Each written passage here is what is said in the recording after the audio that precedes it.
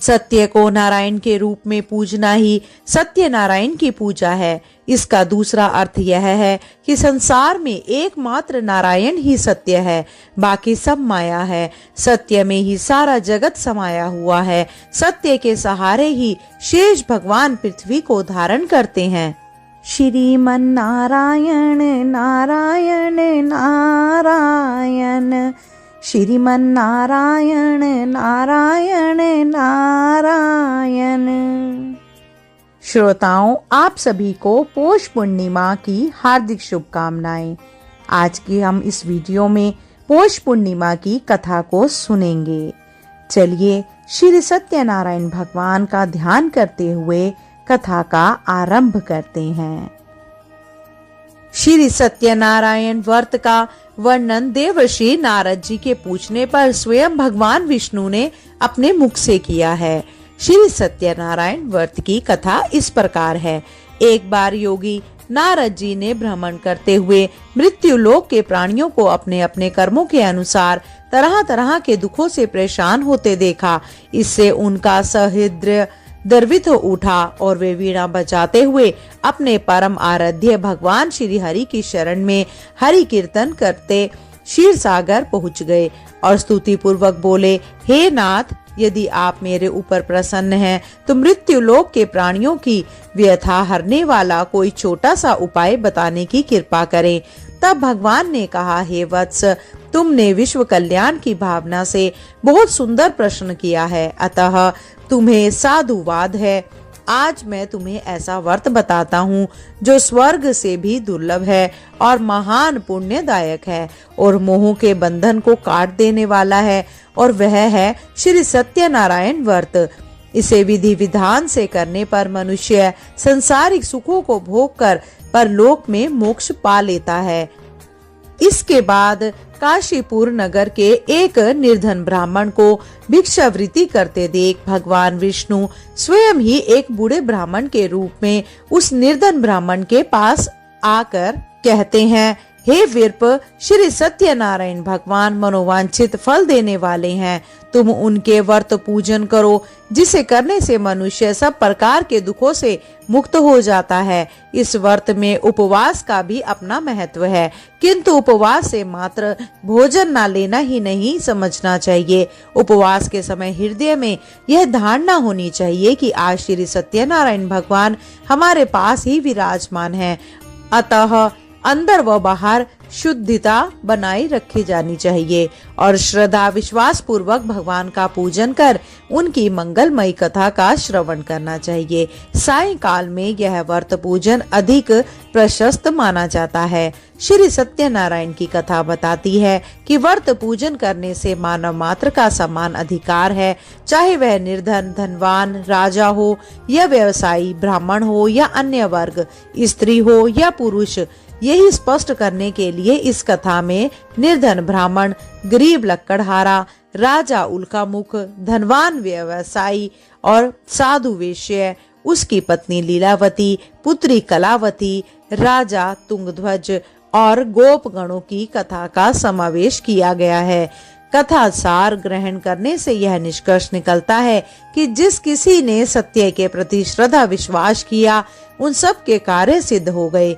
जैसे लकड़हारा, गरीब ब्राह्मण, उल्कामुख, गोपगणों ने सुना कि यह व्रत सुख, सौभाग्य, संतति, संपत्ति सब कुछ देने वाला है, तो सुनते ही श्रद्धा, भक्ति और प्रेम के साथ सत्य व्रत का आचरण करने में लग गए और फलस्वरूप इहलौकिक सुख भोग कर परलोक में मोक्ष के अधिकारी हुए।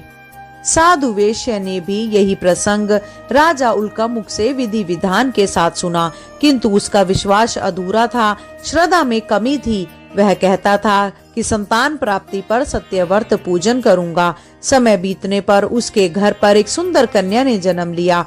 उसकी श्रद्धालु पत्नी ने व्रत की याद दिलाई तो उसने कहा कि कन्या के विवाह के समय करेंगे। समय आने पर कन्या का विवाह भी हो गया, परंतु उस वेश्या ने व्रत नहीं किया। वह अपने दामाद को लेकर व्यापार के लिए चला गया। उसे चोरी के आरोप में राजा चंद्रकेतु द्वारा दामाद सहित कारागार में डाल दिया गया। पीछे घर में भी चोरी हो गई। पत्नी लीलावती और पुत्री कलावती भिक्षावृत्ति के लिए विवश हो गई। एक दिन कलावती ने किसी विर्प के घर श्री सत्यनारायण का पूजन होते देखा और घर आकर माँ को बताया। तब माँ ने अगले दिन श्रद्धा से व्रत पूजन कर भगवान से पति और दामाद के शीघ्र वापस आने का वरदान मांगा। श्री हरि प्रसन्न हो गए और स्वप्न में राजा को दोनों बंदियों को छोड़ने का आदेश दिया। राजा ने उनका धन धान्य और प्रचुर द्रव्य देकर उन्हें विदा किया। घर आकर पूर्णिमा और संक्रांति को सत्यव्रत का जीवन पर्यंत आयोजन करता रहा। फलतः सांसारिक सुख भोग कर उसे मोक्ष प्राप्त हुआ।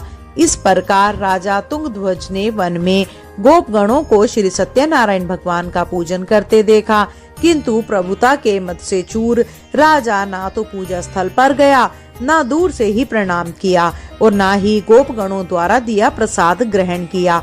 परिणाम यह हुआ कि राजा के पुत्र, धन धान्य, अश्व गजादि सब नष्ट हो गए। राजा को अकस्मात यह आभास हुआ कि विपत्ति का कारण सत्यदेव भगवान का निरादर है। उसे बहुत पश्चाताप हुआ। वह तुरंत वन में गया। गोपगणों को बुलाकर काफी समय लगाकर सत्यनारायण भगवान की पूजा की। फिर उसने उनसे ही प्रसाद ग्रहण किया तथा घर आ गया। उसने देखा कि विपत्ति टल गई और उसकी सारी संपत्ति और जन सुरक्षित हो गए। राजा प्रसन्नता से भर गया और सत्यव्रत के आचरण में निरत हो गया और अपना सर्वस्व भगवान को अर्पित कर दिया। श्री सत्यनारायण व्रत से हमें यह शिक्षा मिलती है कि सत्य रूप ब्रह्म जीवात्मा रूप में हमारे अंदर विद्यमान है। हम सब सत्य के ही स्वरूप हैं, पर माया के वश में आकर नष्ट होने वाली वस्तुओं को संग्रह करने की सोचकर संसार में मग्न हो रहे हैं। इस अज्ञान को दूर करके सत्य को स्वीकार करना और प्रभु की भक्ति करना ही मानव का धर्म है। यही सत्यनारायण व्रत और कथा का सार है। बोलिए श्री सत्यनारायण भगवान की जय। श्रोताओं, अब हम आरंभ करते हैं श्री सत्यनारायण भगवान की दूसरी कथा का। सत्यनारायण देव का होता सब पर स्नेह, पूजे जो सच्चे हृदय से कभी ना होते कलेश। सत्य का व्रत करो सदा रखो मन में आस, संकट हरे नारायण मिलती है हरि की रास। आप सभी को पूर्णिमा की ढेर सारी शुभकामनाएं। श्री सत्यनारायण भगवान का आशीर्वाद आप सभी पर बना रहे। श्री सत्यनारायण भगवान की कथा न केवल सत्य की शक्ति का प्रतीक है, बल्कि हमें सिखाती है कि भक्ति और विश्वास के साथ जीवन के हर कष्ट को कैसे पार किया जा सकता है। सत्यनारायण भगवान की कृपा से सभी बाधाएं दूर होती हैं, जीवन में सुख शांति और समृद्धि आती है। तो आइए श्रोताओं, सत्यनारायण भगवान की इस पावन कथा को सुनकर जीवन में सत्य, शांति और समृद्धि का स्वागत करें और भगवान के आशीर्वाद से हर संकट का सामना करने की शक्ति प्राप्त करें। बोलिए गणपति भगवान की जय। जय श्री सत्यनारायण भगवान की। आज मैं आपको सुना रही हूँ पूर्णिमा की बड़ी ही दुर्लभ कथा। इस कथा का पूरा सुनने से भगवान श्री लक्ष्मी नारायण जी अत्यंत प्रसन्न होते हैं और सभी मनोकामनाएं पूर्ण करते हैं। तो आप लोग बड़ी श्रद्धा और प्रसन्न चित्त मन से इन कथाओं को पूरा अवश्य सुनिएगा। पूर्णिमा के शुभ अवसर पर घरों में श्री सत्यनारायण भगवान की कथा का पाठ या श्रवण किया जाता है। ऐसी मान्यता है कि पूर्णिमा का दिन श्री सत्यनारायण भगवान की कथा सुनने के लिए सबसे शुभ दिनों में से एक होता है। तो आज की इस वीडियो में आप सभी भक्तगण सुनेंगे श्री सत्यनारायण भगवान की संपूर्ण कथा। तो आइए भगवान श्री लक्ष्मी नारायण जी के चरणों का ध्यान करते हुए आज माह की पूर्णिमा के दिन बड़ी ही श्रद्धा और प्रसन्न चित्त मन से श्री सत्यनारायण भगवान की कथा को सुनते हैं। किंतु एक बात का विशेष ध्यान रखिएगा कि इस कथा को पूरा अवश्य सुनिएगा, क्योंकि सत्यनारायण भगवान की कथा को आधा अधूरा सुनने से हमें शुभ फल की प्राप्ति नहीं होती है। सनातन धर्म से शायद ही कोई ऐसा व्यक्ति होगा जिसने श्री सत्यनारायण भगवान की कथा का नाम ना सुना हो। इस कथा को सुनने का फल हजारों साल तक किए गए यज्ञ के बराबर माना जाता है। शास्त्रों के अनुसार ऐसा माना गया है कि इस कथा को सुनने वाले व्यक्ति अगर व्रत रखता है तो उसके जीवन के दुखों को भगवान श्री हरि विष्णु स्वयं ही हरण कर लेते हैं। स्कंद पुराण के अनुसार भगवान सत्यनारायण श्री हरि विष्णु का ही दूसरा रूप है। स्कंद पुराण के अनुसार भगवान सत्यनारायण श्री हरि विष्णु का ही दूसरा रूप है। इस कथा की महिमा को भगवान श्री सत्यनारायण ने अपने मुख से देवर्षि नारद को बतलाया है। पूर्णिमा के दिन इस कथा को सुनने का विशेष महत्व है। कलयुग में इस व्रत कथा को सुनना बहुत पुण्य प्रदान करने वाला माना गया है। तो हमारी आपसे विनम्र विनती है कि इस कथा को पूरा अवश्य सुनिएगा। जो लोग पूर्णिमा के दिन श्री सत्यनारायण भगवान की कथा नहीं सुन पाते हैं, वे कम से कम भगवान श्री सत्यनारायण का मन में ध्यान कर लें, इससे विशेष लाभ होता है।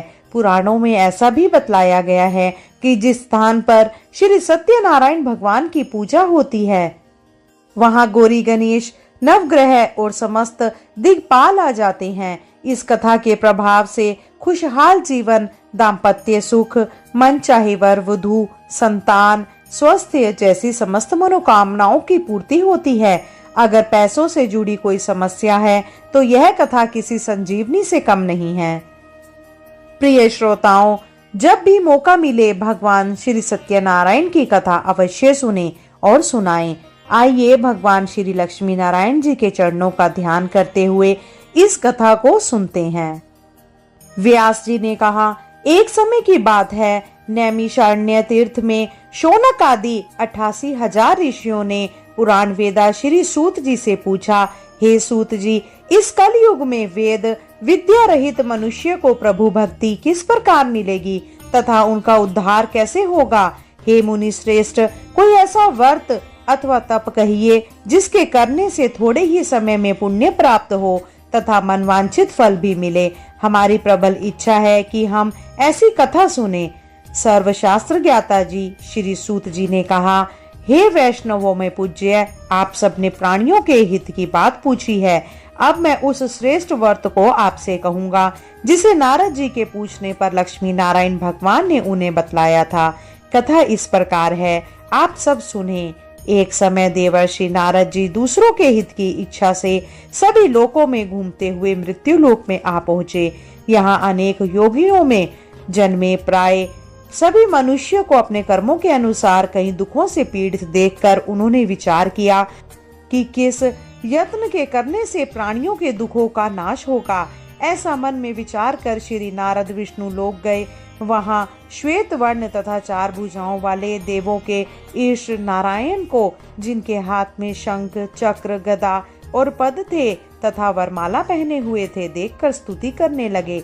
नारद जी ने कहा, हे भगवान, आप अत्यंत शक्ति से संपन्न हैं। मन तथा वाणी भी आपको नहीं पा सकती। आपका आदि मध्य अंत भी नहीं है। आप निर्गुण स्वरूप सृष्टि के कारण भक्तों के दुखों को नष्ट करने वाले हो। आपको मेरा नमस्कार है। नारद जी इस प्रकार की स्तुति सुनकर विष्णु बोले, हे मुनि श्रेष्ठ, आपके मन में क्या है? आपका किस काम के लिए यहाँ आगमन हुआ है? निसंकोच कहें। तब नारद मुनि ने कहा कि मृत्युलोक में सब लोग जो अनेक योनियों में पैदा हुए हैं, अपने अपने कर्मों द्वारा अनेक प्रकार के दुखों से पीड़ित है। हे नाथ, यदि आप मुझ पर दया रखते हैं तो बताइए, उन मनुष्यों के सब दुख थोड़े से ही प्रयत्न में कैसे दूर हो सकते हैं? विष्णु भगवान ने कहा, हे नारद, मनुष्यों की भलाई के लिए तुमने यह बहुत अच्छा प्रश्न किया है। जिस व्रत के करने से मनुष्य मोह से छूट जाता है, वह व्रत मैं तुमसे कहना चाहता हूँ।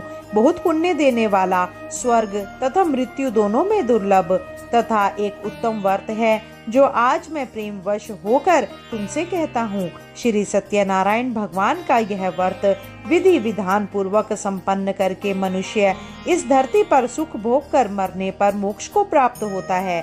श्री विष्णु भगवान के यह वचन सुनकर नारद मुनि बोले, हे भगवान, उस व्रत का फल क्या है? क्या विधान है? इससे पूर्व यह व्रत किसने किया है और किस दिन यह व्रत करना चाहिए? कृपया मुझे विस्तार से बताएं। श्री विष्णु ने कहा कि हे नारद, दुख शोक आदि दूर करने वाला यह व्रत सब स्थानों पर विजयी करने वाला है।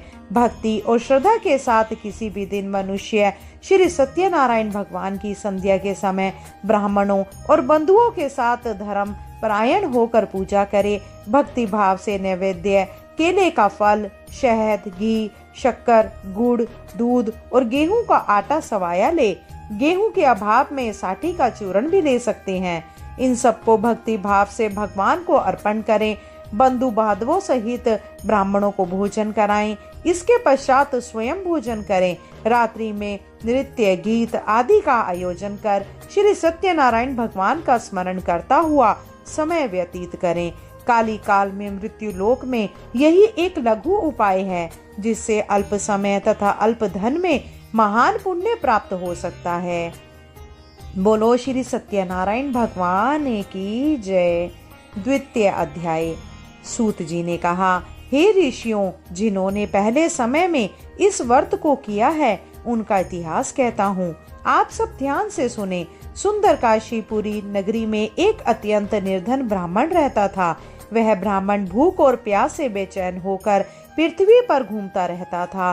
ब्राह्मणों से प्रेम करने वाले श्री विष्णु भगवान ने ब्राह्मण को देखकर एक दिन बूढ़े ब्राह्मण का रूप धारण कर निर्धन ब्राह्मण के पास जाकर आदर के साथ पूछा, हे विरप, तुम नित्य ही दुखी होकर पृथ्वी पर क्यों घूमते हो? हे श्रेष्ठ ब्राह्मण, यह सब मुझसे कहो, मैं सुनना चाहता हूँ।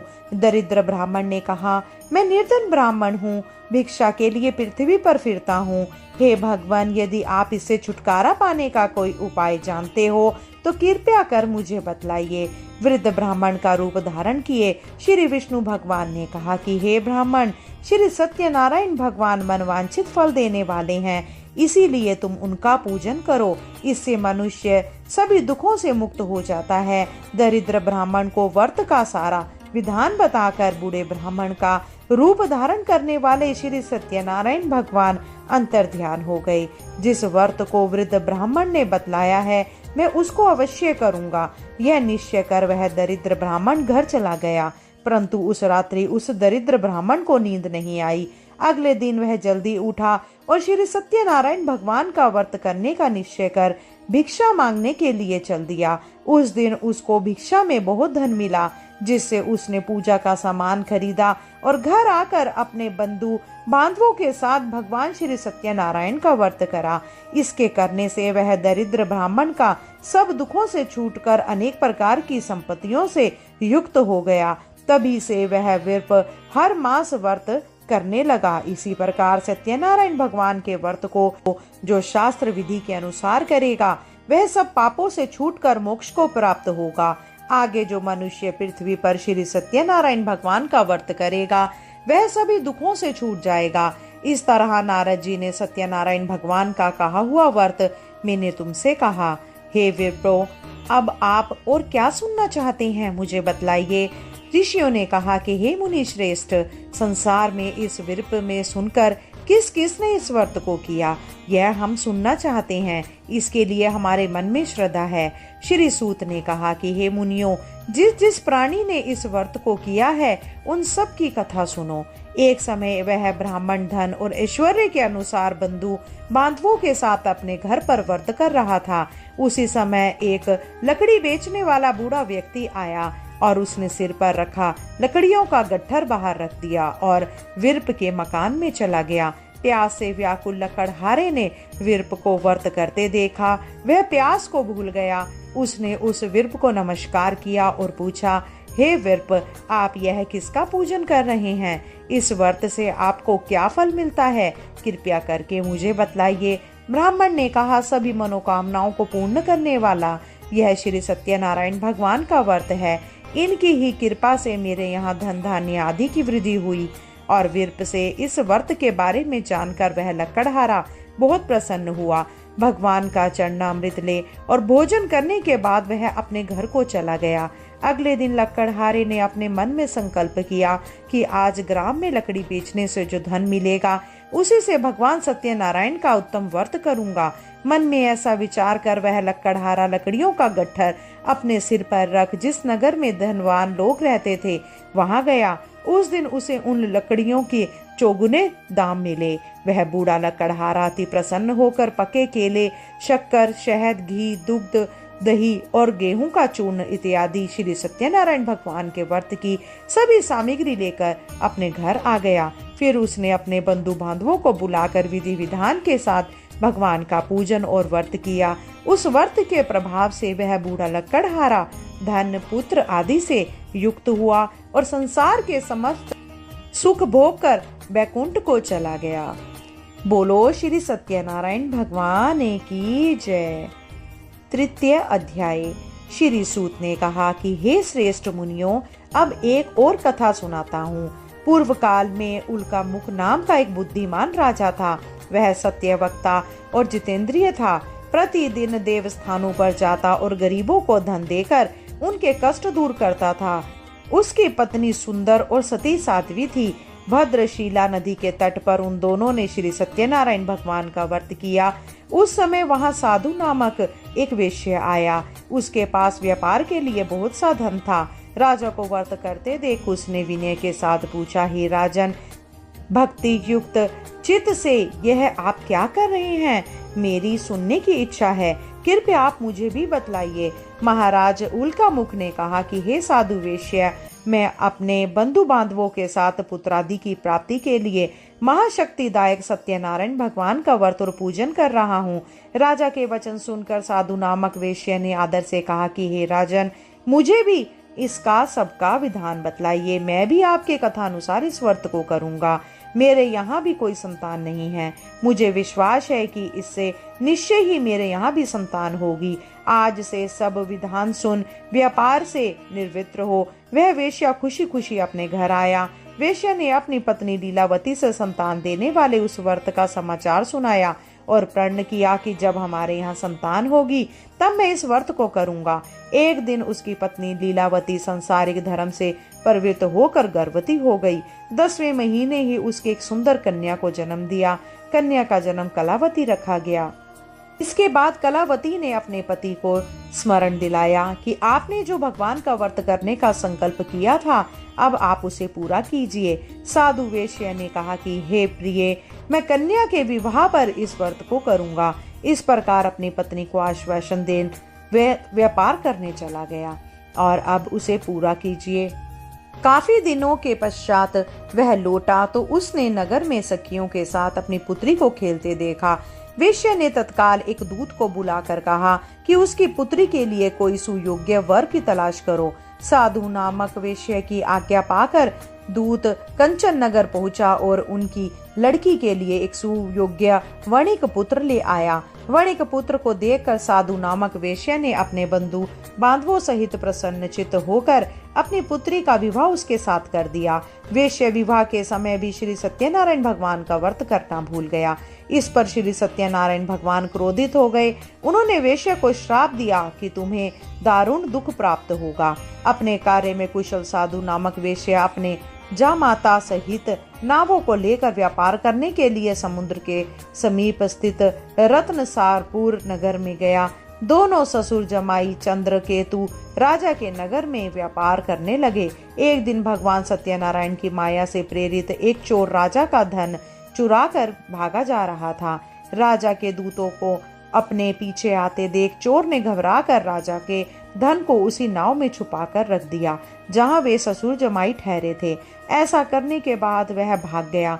जब दूतों ने उस साधु वेश्या के पास राजा के धन को रखा देखा तो ससुर जमाई दोनों को बांध कर ले गए और राजा के समीप जाकर बोले, हम ये दो चोर पकड़ कर लाए हैं, कृपया बतलाएं कि इन्हें क्या सजा दी जाए।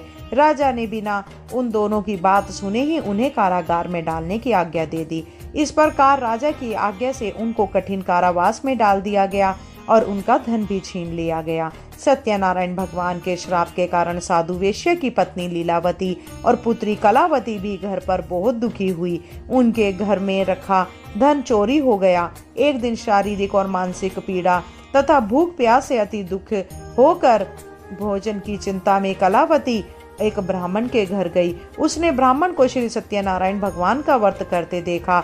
उसने कथा सुनी और प्रसाद ग्रहण कर रात को घर आ गई। माता ने कलावती से पूछा, हे पुत्री, तू अब तक कहाँ रही और तेरे मन में क्या है? कलावती बोली, हे माता, मैंने एक ब्राह्मण के घर श्री सत्यनारायण भगवान का व्रत होते देखा है। कलावती के वचन सुनकर लीलावती ने सत्यनारायण भगवान के पूजन की तैयारी करी। उसने परिवार और बंधुओं सहित श्री सत्यनारायण भगवान का पूजन और व्रत किया और वर मांगा कि मेरे पति और दामाद शीघ्र ही घर वापस लौट आए। साथ ही भगवान से प्रार्थना की कि हम सबका अपराध क्षमा करो। श्री सत्यनारायण भगवान इस व्रत से संतुष्ट हो गए। उन्होंने राजा चंद्रकेतु को स्वप्न में दर्शन देकर कहा, हे राजन, जिन दोनों वेश्यों को तुमने बंदी बनाकर रखा है वे निर्दोष हैं, उन्हें प्रातः ही छोड़ दो, अन्यथा मैं तेरा धन, राज्य, पुत्र आदि सब नष्ट कर दूंगा। राजा से ऐसे वचन सुनकर भगवान अंतर्ध्यान हो गए और प्रातःकाल राजा चंद्रकेतु ने सभा में सबको अपना स्वप्न सुनाया और सैनिकों को आज्ञा दी कि दोनों वणिक पुत्रों को कैद से मुक्त कर सभा में लाया जाए। दोनों ने आते ही राजा को प्रणाम किया। राजा ने उनसे कहा कि हे महानुभावों, तुम्हें भावी वश ऐसा कठिन दुख प्राप्त हुआ है, अब तुम्हें कोई भय नहीं, तुम मुक्त हो।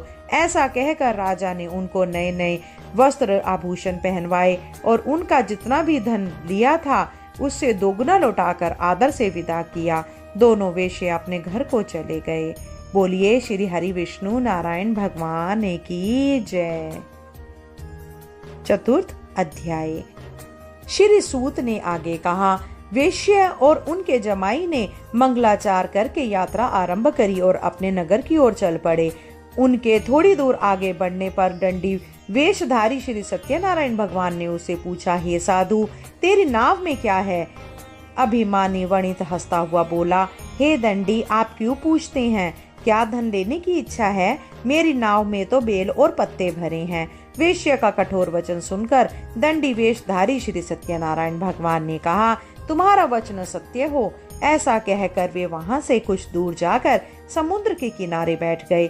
दंडी महाराज के जाने के पश्चात वेश्या ने नित्य क्रिया से निवृत्त होने के बाद नाव को ऊंची उठती देखा और अचंभा किया और नाव में बेल पत्ते आदि देखकर मूर्छित हो जमीन पर गिर पड़ा। मूर्छा खुलने पर अत्यंत शोक प्रकट करने लगा।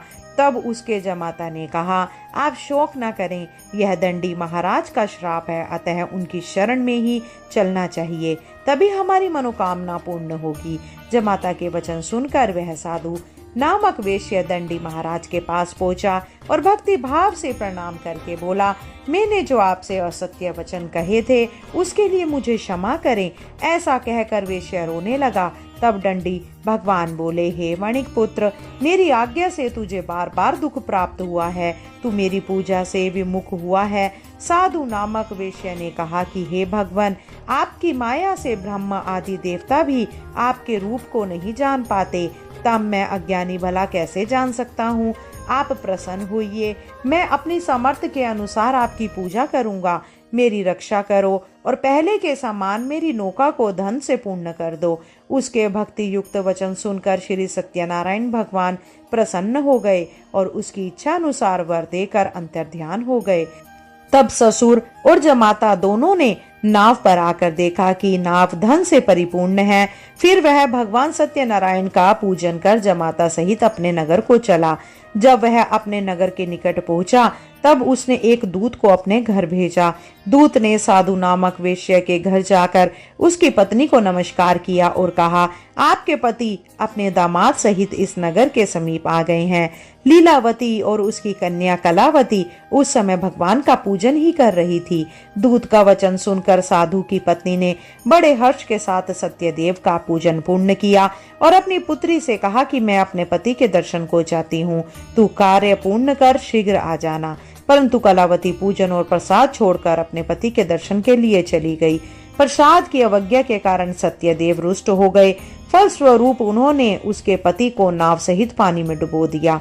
कलावती अपने पति को ना देख रो पड़ती हुई जमीन पर गिर पड़ी। नौका को डूबा हुआ देख, कन्या को रोती हुई देख साधु नामक वेश्या दुख से बोला, हे प्रभु, मुझसे या मेरे परिवार से ऐसी कौन सी भूल हुई है, उसे क्षमा करो। उसके दीन वचन सुनकर सत्यदेव भगवान प्रसन्न हो गए। आकाशवाणी हुई, हे वेश्या, तेरी कन्या मेरा प्रसाद छोड़कर आई है, इसीलिए इसका पति अदृश्य हुआ है। यदि वह घर जाकर प्रसाद खाकर लौटे तो इसका पति अवश्य मिलेगा। आकाशवाणी सुनकर कलावती ने घर पहुंचकर प्रसाद खाया और फिर आकर अपने पति के दर्शन किए। तत्पश्चात साधु वेश्या ने वही बंधु बांधवों सहित सत्यदेव का विधि पूर्वक पूजन किया।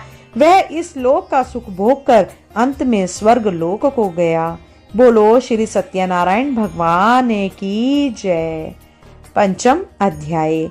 श्री सूत जी ने आगे कहा, हे ऋषियों, मैं एक और कथा कहता हूँ, उसे भी सुनो।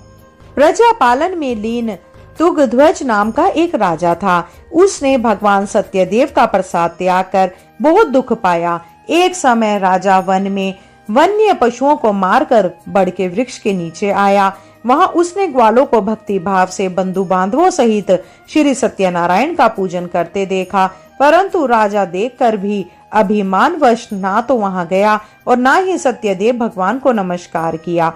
जब ग्वालों ने भगवान का प्रसाद उनके सामने रखा तो वह प्रसाद त्याग कर अपने नगर को चला गया। नगर में पहुंचकर उसने देखा कि उसका सब कुछ नष्ट हो गया है। वह समझ गया कि यह सब भगवान सत्यदेव ने ही किया है। तब वह उसी स्थान पर वापस आया और ग्वालों के समीप गया और विधि पूर्वक पूजन कर प्रसाद खाया तो सत्यनारायण की कृपा से सब कुछ पहले के जैसा हो गया और दीर्घ काल तक सुख भोग कर मरने पर स्वर्ग लोक को चला गया। जो मनुष्य इस परम दुर्लभ व्रत को करेगा, श्री सत्यनारायण भगवान की कृपा से उसे धन धान्य की प्राप्ति होगी। निर्धन धनी और बंदी बंधन से मुक्त होकर निर्भय हो जाता है। संतानहीन को संतान प्राप्त होती है तथा सभी मनोरथ पूर्ण होकर अंत में वह बैकुंठ धाम को जाता है। जिन्होंने पहले इस व्रत को किया, अब उनके दूसरे जन्म की कथा भी सुनिए। शतानंद नामक ब्राह्मण ने सुदामा के रूप में जन्म लेकर श्री कृष्ण की भक्ति पर मोक्ष प्राप्त किया। उल्का मुख नाम के महाराज राजा दशरथ बने और श्री रंगनाथ का पूजन कर बैकुंठ को प्राप्त हुए। साधु नाम के वेश्य ने धर्मात्मा व सत्य प्रतिज्ञ राजा मोरध्वज बनकर अपनी देह को आरे से चीरकर दान करके मोक्ष को प्राप्त हुआ। महाराज तुंगध्वज स्वयंभू मनु हुए। उन्होंने बहुत से लोगों को भगवान की भक्ति में लीन कर मोक्ष प्राप्त किया। लकड़हारा भील अगले जन्म में गुह नामक निषाद राजा हुए, जिससे भगवान राम के चरणों की सेवा कर मोक्ष प्राप्त किया।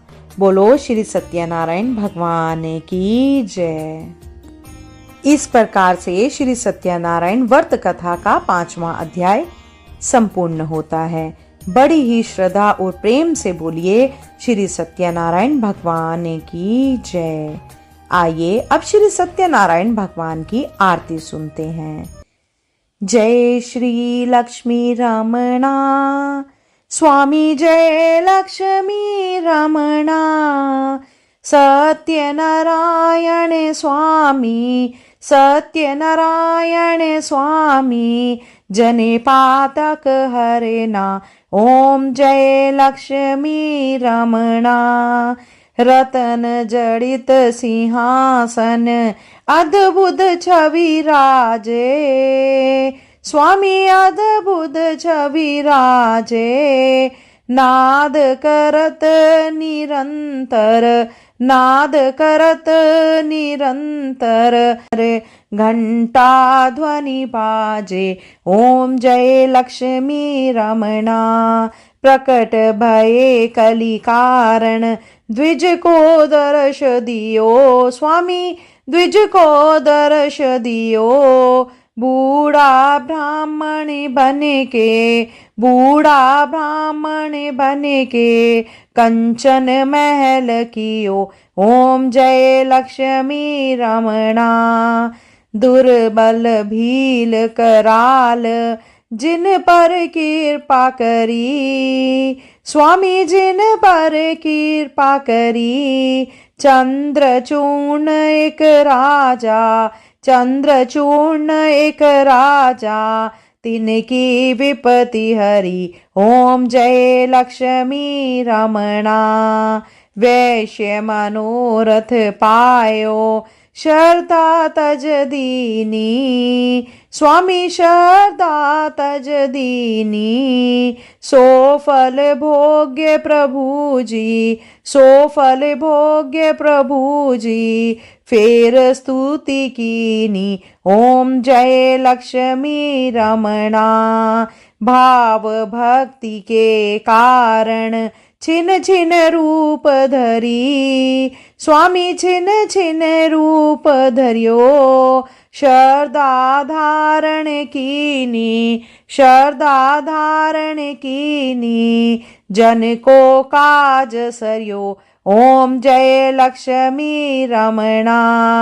ग्वाल बाल संग राजा, वन में भक्ति करी, स्वामी वन में भक्ति करी। मन वांछित फल दीना, मन वांछित फल दीना, दीन दयाल हरि। ओम जय लक्ष्मी रमणा। चढ़त प्रसाद सवाया, कदली फल मेवा, स्वामी कदली फल मेवा। धूप दीप तुलसी से, धूप दीप तुलसी से, राजी सतदेवा। ओम जय लक्ष्मी रमणा। श्री सत्यनारायण जी की आरती जो कोई नर गावे, स्वामी जो कोई जन गावे। कहत शिवानंद स्वामी, कहत शिवानंद स्वामी, मन वांछित फल पावे। ओम जय लक्ष्मी रमणा। बोलिए श्री सत्यनारायण भगवान की जय। श्रोताओं, पूरी सत्यनारायण व्रत कथा का निहितार्थ यह है कि लौकिक एवं पारलौकिक हितों की साधना के लिए मनुष्य को सत्य आचरण का व्रत लेना चाहिए। सत्य ही भगवान है, सत्य ही विष्णु है। लोक में सारी बुराइयां, सारे कलेश, सारे संघर्षों का मूल कारण है सत्य आचरण का अभाव। श्री सत्यनारायण व्रत कथा पुस्तिका में इस संबंध में एक श्लोक है जिसका अर्थ है कि सत्यनारायण व्रत का अनुष्ठान करके मनुष्य सभी दुखों से मुक्त हो जाता है। कली काल में सत्य की पूजा विशेष रूप से फलदायी है। सत्य के अनेक नाम है, यथा सत्यनारायण, सत्य देव सनातन, सत्य रूपी विष्णु। भगवान कलयुग में अनेक रूप धारण करके लोगों को मनवांछित फल देंगे। इसी प्रकार से श्री सत्यनारायण व्रत कथा संपूर्ण हुई। जय श्री सत्यनारायण भगवान।